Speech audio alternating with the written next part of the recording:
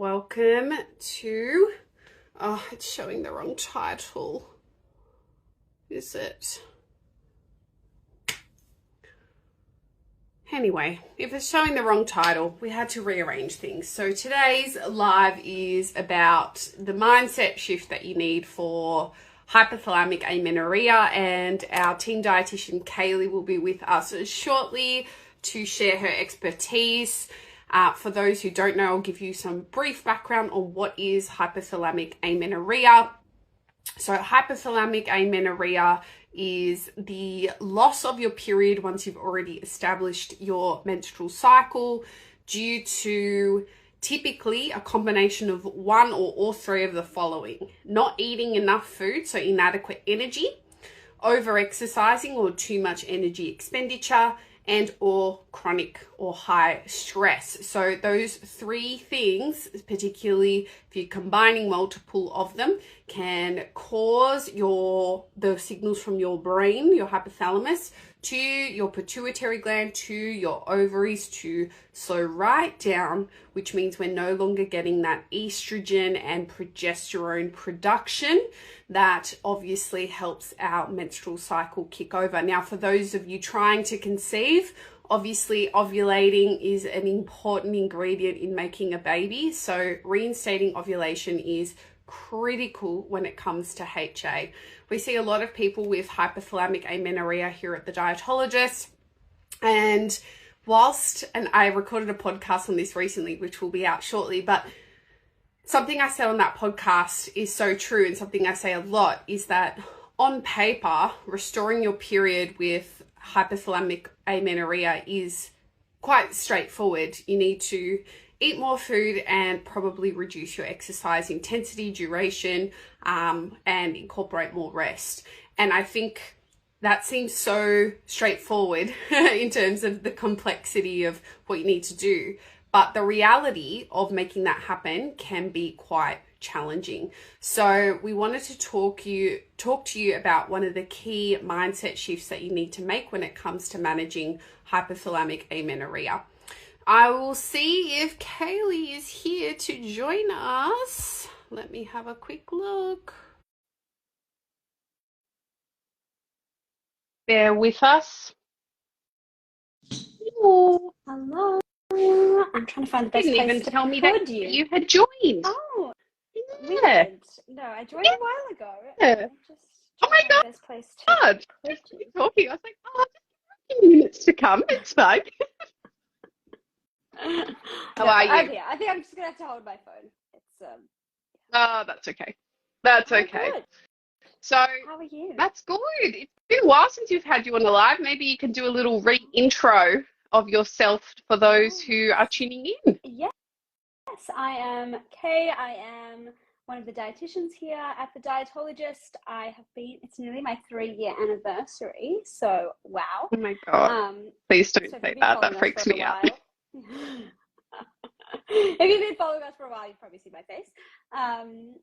Yes, this, I guess, hypothalamic amenorrhea, HA, is one of my favorite areas to work in. I'm really passionate about it and passionate about the recovery. So, yes, I guess that's why I'm here talking about this today, and an area that I see a lot of clients with these types of concerns. Yeah. Yes, every time somebody comes in with that on their form, they go straight to Kaylee for review. Yes, so what do you think is the key sticking point for a lot of people with HA and that kind of key mindset shift? Because I was just saying just before you hopped on that clinically the management of it is not particularly quote unquote difficult in terms of it's not a clinically complex intervention to tell somebody to eat more food and exercise less. Like, it's not like, look at all these nutrients and interactions and, it's not that kind of thing, but it's those basic things that can be a huge sticking point for a lot of people. So can you walk us through kind of what's that blocker and barrier, and how can people help shift that so that they can hopefully recover their period with HA and, move forward? I think the biggest blocker is really that fear of gaining weight. And it's not even just the fear of that number, it's the fear that something has to change, and change is really scary, whatever that change looks like. And that is really the sticking point. Once we can kind of move past that fear, and it's especially the fear of gaining weight, a lot of the time our recovery can, like Steph said, it isn't a complex thing, it is quite simple, but the journey to get there can be quite complex, and it's more so complex mentally than it is physiologically. Yeah, I think that is one of the key reasons why a lot of people with HA don't reach out for support, is because they just go, oh, well, if the solution is to eat more and exercise less, I can do that on my own, it's fine. But then people often do reach out being like, oh, I didn't realize that, like, there's so much getting in my way from doing that within my own head. Like, how do I create a routine or a strategy that can actually help me achieve the goals that I know I need to achieve? One of the things that comes up with HA clients a lot is the fear of weight gain, absolutely, and the body image component. And not everybody with HA has an eating disorder or disordered eating, but many do. And so if you're listening to this and you need support with eating disorders, the Butterfly Foundation is a great resource for support. But the other thing that I see a lot is that, especially people trying to conceive, they will prioritize it for a short period of time until they get to, a couple of periods and an opportunity to potentially conceive. But then all the behaviors come back because it wasn't viewed as a long-term thing that, we actually need a period to be healthy. That's actually a really important part of our health, and is having a regular menstrual cycle. And so they just do it for a short period of time and then kind of go back because that fear of weight gain does kick in. So, embracing that this is a change for the long term, and that weight gain is a necessary part for many people to restore period, or certainly gaining some body fat is a necessary part of that. So what kind of strategies do you find help people in terms of garnering that kind of support to help them have that longer term strategy? Yeah. So sometimes the first thing is actually just really talking about, okay, when did you have your last period? What was happening around that time that you had your last period? And then what has happened now? And like Steph said, sometimes, not all the time, but sometimes the reason for losing your period and having HA is not body image related at all. It could be a lot of things. It could be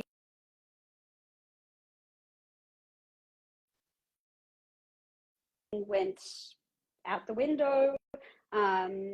Maybe you were so stressed that you lost your appetite, or there's a period of grief. That's a big thing when it comes to HA. Or you decided, I'm going to take up, running, and just started running a lot and enjoying it, and realizing like, oh, I'm actually not eating enough to sustain this amount of exercise I'm doing. So in some cases, it can be completely unrelated to body image. And for some people, that's actually really hard to think about. Like, oh, but I'm not worried about this at all. Like, I don't understand why this is happening. Yeah. And to then get out of that is really difficult, because we don't even know how we got into it in the first place. But then when body image is a concern, again, there's other levels of complexity. So really, and that's the first thing we'll do in clinic, is really talk about, okay, like I said, when was the last time you had your period? What was happening then? What's happening now? And then we really start to make we start to make a long-term plan. Like Steph said, it's not oh, cool, I got my period back, I'll go on my merry way. A lot of the time with HA, especially if you've had HA for a long time, one period is not enough to say, okay, recovery done, I'm good.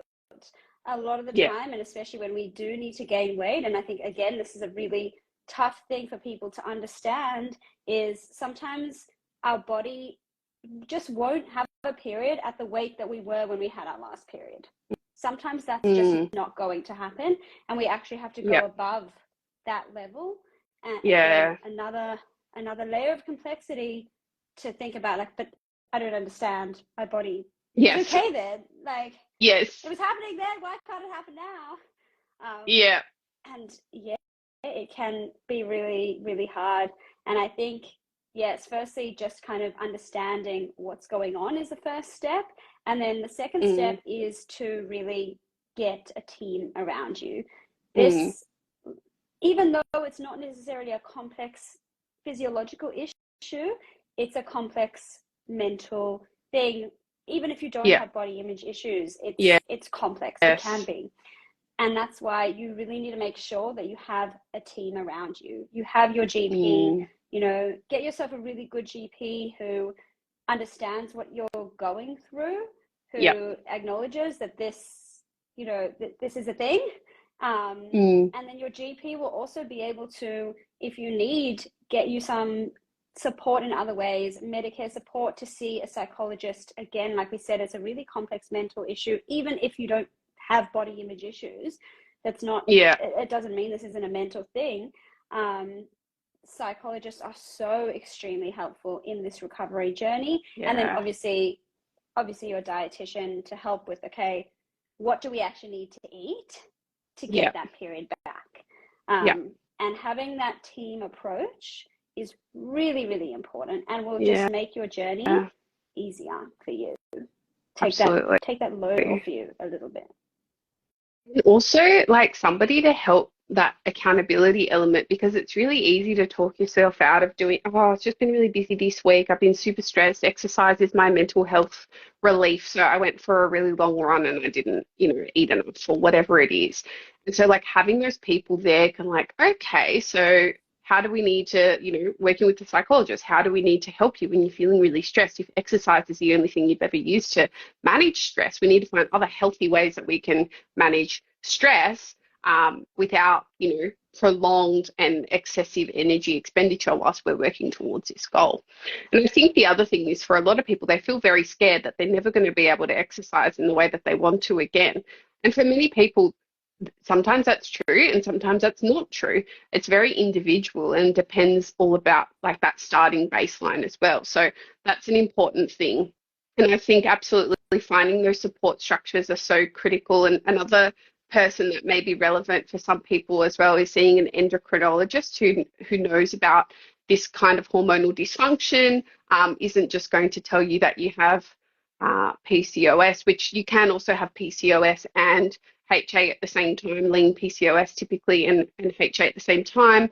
But too often we see a lot of people in our clinic who've been misdiagnosed with PCOS who actually have HA, and then they're following all the PCOS nutrition recommendations, which is often quite counterproductive to our cause when it comes to nutritional management of HA. So it's really hard, and I think that it's great that we have so much awareness and conversation around PCOS and endometriosis and other reproductive health concerns, but I feel like HA sometimes does get a little bit left out.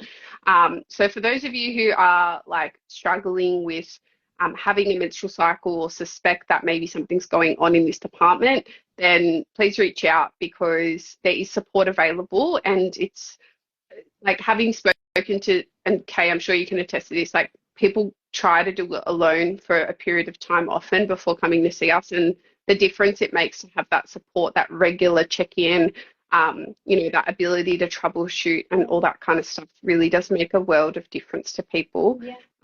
And Just to know that, like, in am getting I there on the right faster. step? Yeah. Am I on the right Yeah. path?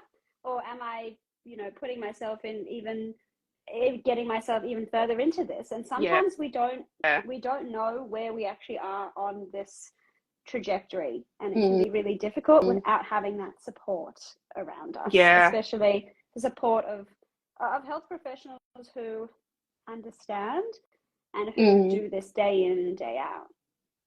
Yeah. I think there's a particular moment, I'm just thinking a particular point in the journey of HA recovery where you are doing all the right things. You're eating enough, you've reduced your activity, but your period hasn't come back yet. It's a very common place where people start to question, like, Am I not doing enough? Is it just never going to come? Like, I don't know if I can tolerate doing more than what I'm doing mentally. Like, all these things start to come up. And having that team to just say, just keep it going. Yeah. Like, it'll come. Like, you just keep it going. This is the part where you just got to keep it going. Like, even if like you're feeling this, like that distress management, working with the psychologist on that, but like that perseverance in that moment, that's the push through that often gets us where we need to be. But that is such a hard moment for people because, as well, many people that have HA also have perfectionistic tendencies. And so they're like, well, what if I could be doing more? Like, tell me the next thing to do. And There sometimes it's like, no, no, no, isn't. there's Sometimes no there more to isn't. do.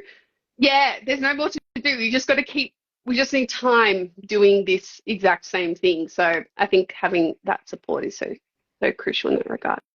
Do you have any last tips for people who are tuning in or maybe have a loved one with HA or suspect that they have HA or a loved one with HA that, yeah, what would be your little words of wisdom for them, Kay? I guess my words of wisdom is don't wait. Reach out Mm, now. Even and honestly, even if you're like, oh, I think I'm okay, but my period has been a little bit weird. Like I'm still getting it, but it's been a mm, little bit weird, and you feel like you're almost on the brink of something is kind of missing. Reach out because the quicker you start your journey, the quicker it's going to mm. end. And that's my biggest piece of advice. Even if you're not entirely sure, just reach out as soon as you can. And Yeah. you'll thank yourself. You really will. Yeah. And I think the power of someone sitting down with you, looking at your lab work, looking at your menstrual cycle history, looking at your diet and lifestyle broadly, and giving you that time, um, can really be so powerful in understanding what's going on for you and explaining that in detail, and then coming up with that action plan with you as well. And being dietitians and we work privately, so we can do what we want to do. Like we've got that opportunity to have enough time with you to do that. And sometimes there's not always that opportunity to do that with some other kind of healthcare professionals like doctors, not to their discredit, just because of how it is, right?